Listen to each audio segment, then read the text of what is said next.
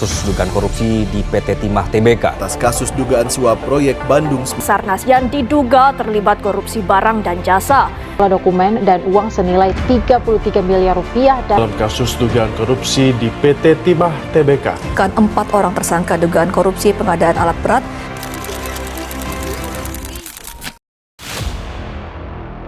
Secara etimologi, korupsi dalam bahasa Latin adalah corruption atau corruptus, yang menggambarkan tindakan merusak atau menghancurkan, sehingga membentuk dalam bahasa Indonesia yaitu korupsi.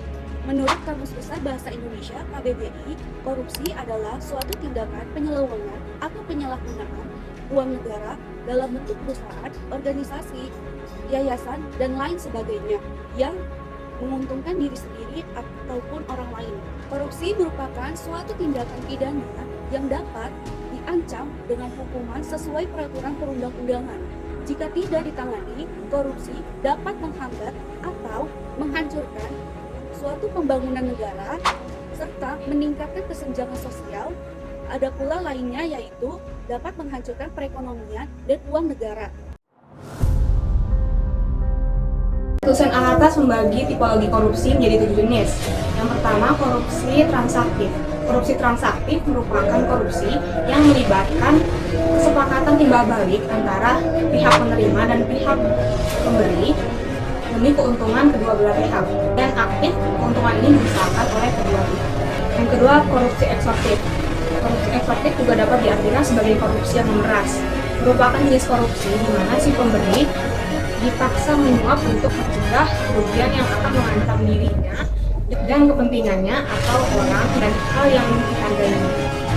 3. Korupsi investif merupakan jenis korupsi di mana pemberian barang atau jasa tanpa adanya kepastian langsung. Akan keuntungan tertentu selain yang dibayarkan akan didapat masa yang akan datang. 4. Korupsi neopolistik. Korupsi neopolistik dapat diartikan sebagai korupsi kerabotan. Merupakan jenis korupsi yang terjadi karena adanya penerimaan jasa kepada teman, saudara, atau kerabat untuk melakukan jabatan di pemerintahan. 5. Korupsi defensif merupakan perilaku korupsi korban pemerasan dan dilakukan untuk mempertahankan diri. Pihak pemberi dipaksa menyuap untuk mencegah kerugian yang akan mengancam dirinya. Biasanya dilatar belakangi ancaman, teror, dan lain-lain. 6. Korupsi otogenik. Korupsi otogenik merupakan korupsi yang dilakukan orang diri, tidak melibatkan pihak lain karena pelakunya hanya seorang. Seorang pejabat dapat disebut sebagai pelaku korupsi otogenik ketika ia dalam kondisi mengkhianati kepercayaan. 7. Korupsi suportif merupakan korupsi yang dilakukan untuk melindungi dan memperkuat korupsi yang sudah ada. Secara tidak langsung menyangkut uang atau imbalan dalam bentuk lain. Biasanya lebih sulit ditangkap karena pelakunya berkelompok sehingga mereka dapat mengikuti tindak korupsinya tersebut. Apa itu praktik yang ada di korupsi? Ada beberapa jenis. Pertama ada penyuapan. Penyuapan adalah bentuk pemberian uang atau sejenisnya yang diterima atau diberikan dalam hubungan korupsi. Yang kedua adalah penggelapan atau pencurian. Penggelapan adalah kegiatan tindak pidana korupsi yang dilakukan dengan mencuri atau menggelapkan uang rakyat yang dilakukan oleh pegawai pemerintah, pegawai swasta atau aparat negara. Ketiga adalah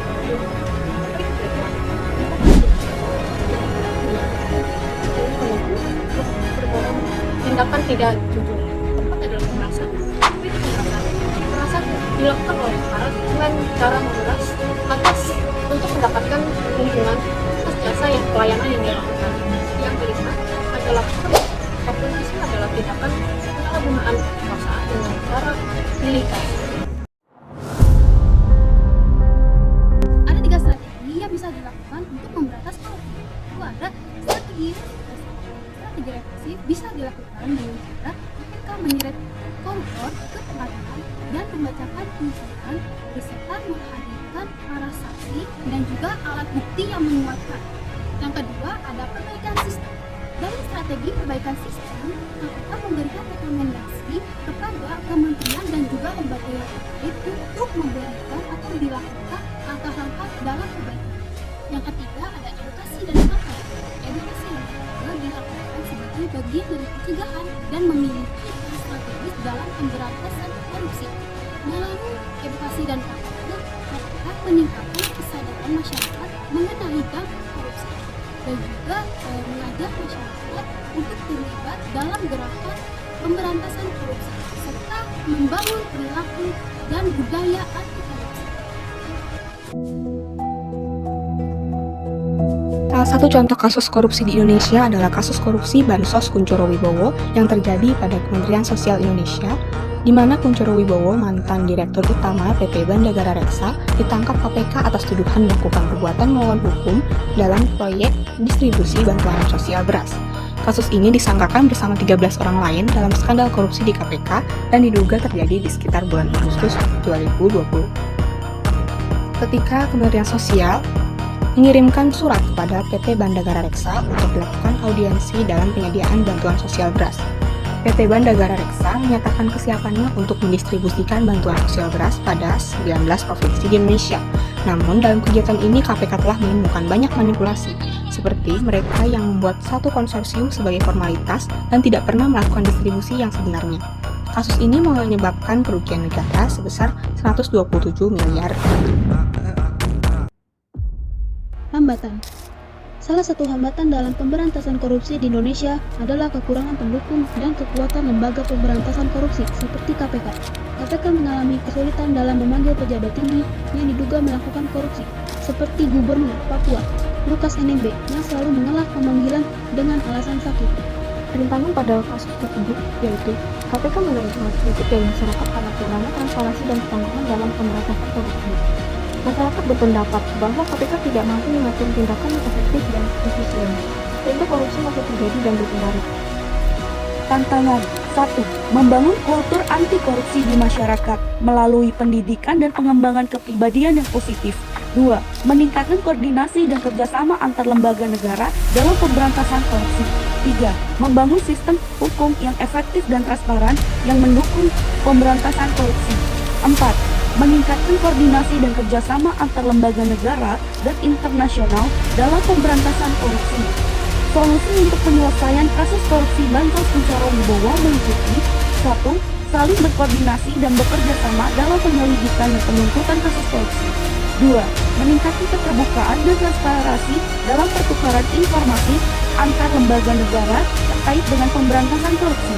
3. Membangun kultur anti korupsi di masyarakat melalui pendidikan dan pengembangan kepribadian yang positif.